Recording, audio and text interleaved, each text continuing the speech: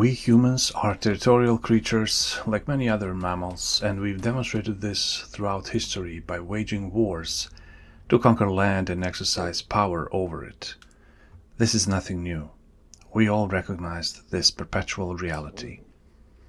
We've been doing it for millennia, and we continue today. The Russian aggression against Ukraine, the Sudanese civil war, Gaza-Israel conflict, and many more. Conflicts over land and resources remain as present as ever. In this brief essay, I will examine how human territorialism is relevant and depicted in popular culture, more specifically in video games.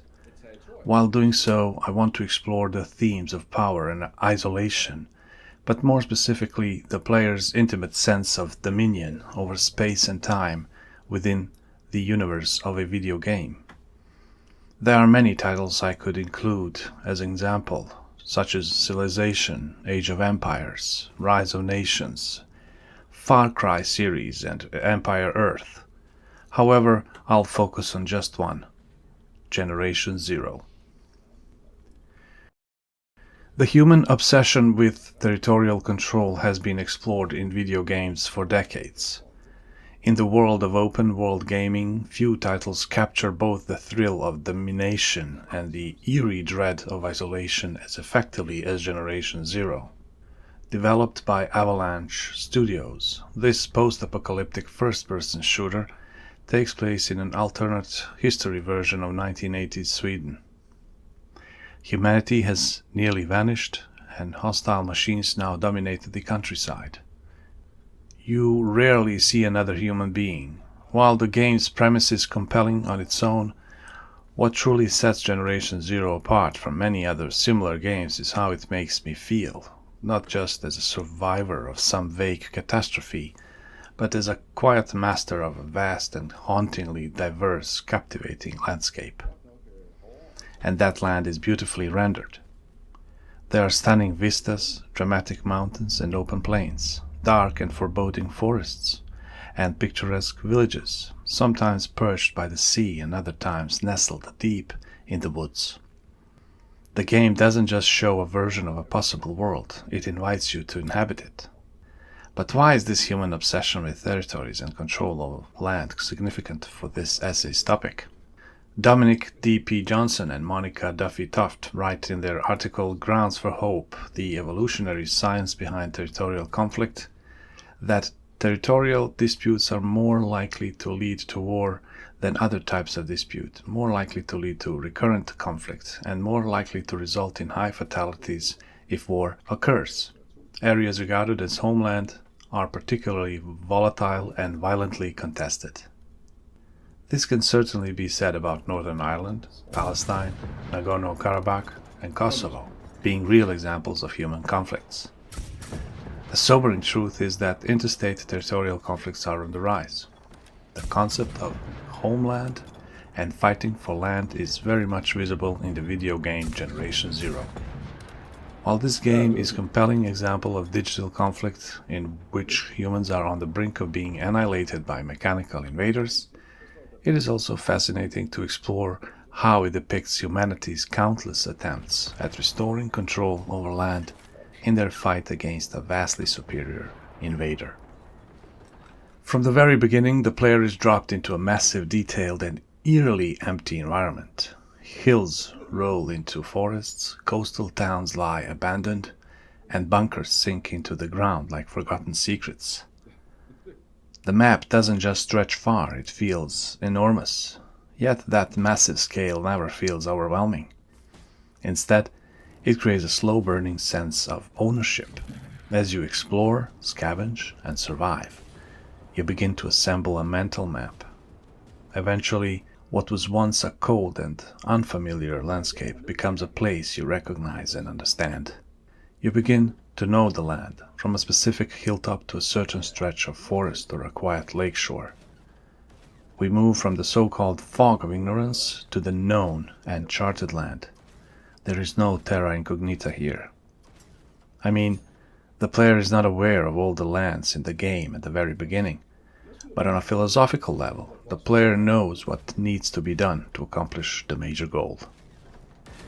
There is a unique sense of power in this gradual process of exploration, survival, and recognition. Every safe house you unlock, every ambush you survive, and every region you clear of machines adds to your sense of control. This isn't domination in the traditional gaming sense. There are no empires to build from scratch, no armies to lead to victories. The control in Generation Zero is more subtle and definitely more personal. It comes from knowledge, knowing the land better than your enemies. You learn which roads are safest at night, which ruins hold the best loot, and how to use the terrain to ambush a group of hunter-class machines. Still, every location, whether a gas station, a supermarket, or a forest clearing, can be equally dangerous. It's a powerful feeling to reclaim a small town from the mechanical beasts that stalk it. Perhaps the clearest expression of this feeling is found in the game's largest battles. In the vast fields of Sweden, epic confrontations unfold between huge mechanical walkers and smaller, more agile robots. Sometimes you'll witness machines fighting amongst themselves, often involving massive and deadly Russian drones, armed with rockets and bullets. These are not your allies. You're often caught between factions, each with the same goal, to destroy the others and claim the land. In those moments, you're not just surviving, you're asserting control. It is interesting how my friend and I, while playing this game in co-op mode, very quickly developed jargon and nicknames for some of the most hated opponents. Samurais, Ticks, Metal Dogs, and Rula Marie. For the record, they all have official names. Ticks are, funny enough, called Ticks, but Metal Dogs are actually runners. Samurais are hunters, while the biggest ones are either harvesters or tanks. All of them are despised because they are so detrimental to players' health. The last mentioned one is a type of robot that somewhat resembles the EOD, Explosive Ordnance Disposal Robot, which is often used by police when it is dangerous to use a human being in certain situations.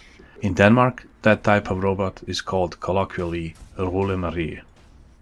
When thinking of the assertion of control in Generation Zero, one specific scene in the game comes to mind. I was trying to reach a lighthouse. On my way there, I encountered and defeated a group of machines, the so-called Metal Dogs.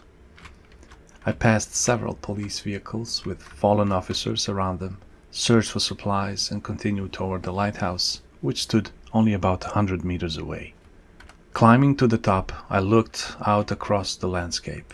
I could see the narrow road behind me, nearby islands, distant forests, and mountains. But more than that, I could see the territory I had cleared. It felt like it belonged to me, at least for now, and until the next major fight. Still, the feeling of power is never complete. The game constantly reminds me of my vulnerability. The silence of the forests, the absence of any NPCs, and the distant sounds of mechanical movement all maintain an atmosphere of tension. I hate those beeping noises, but I also love them because they signal an oncoming fight. The adrenaline kicks in, and I know I'll have to defend myself once again. I might feel like the ruler of this quiet kingdom, but my reign is always under threat. This constant tension between control and fear is what gives the game its emotional depth. One of Generation Zero's most striking features is that you almost never encounter another human enemy. You are truly alone. At first, I assumed this was a design choice rooted in political correctness, avoiding human-on-human violence, but the more I played, the more I realized it was something else entirely. You, as a player, are quiet, possibly the last person capable of resistance, and it falls to you to reclaim the land. Your task is to rid it of these foreign, terrifying machines that are unafraid to engage you in order to destroy any resistance. Only then can you take back control, and that's something humans have done for thousands of years. We struggled, fought, and sometimes committed atrocities, all in the name of land and resources, and fame and honor, but these themes are beyond the scope of this text. We understand and define reality through the control of physical space. It's a grim realization, but I'm quite confident that, unfortunately, it's true. In the end, Generation Zero offers a unique take on the open world power fantasy. It doesn't make you feel like a god at any given time during play. It makes you feel like a cunning survivor in a dangerous, watchful world, infested by mechanical invaders who wish to annihilate any human resistance. The game celebrates you growing mastery not through brute strength, but through patience and clever strategy. After all, these are some of the traits that made humans masters of this planet. This game is about quietly learning every corner of ghost-filled landscapes, even if the shadows never stop shifting. And make no mistake, the shadows are always moving and getting closer. You will keep fighting to gain and hold ground, because let's face it, who doesn't want to be the ruler of vast territories? That's what we do, and that's why we're here.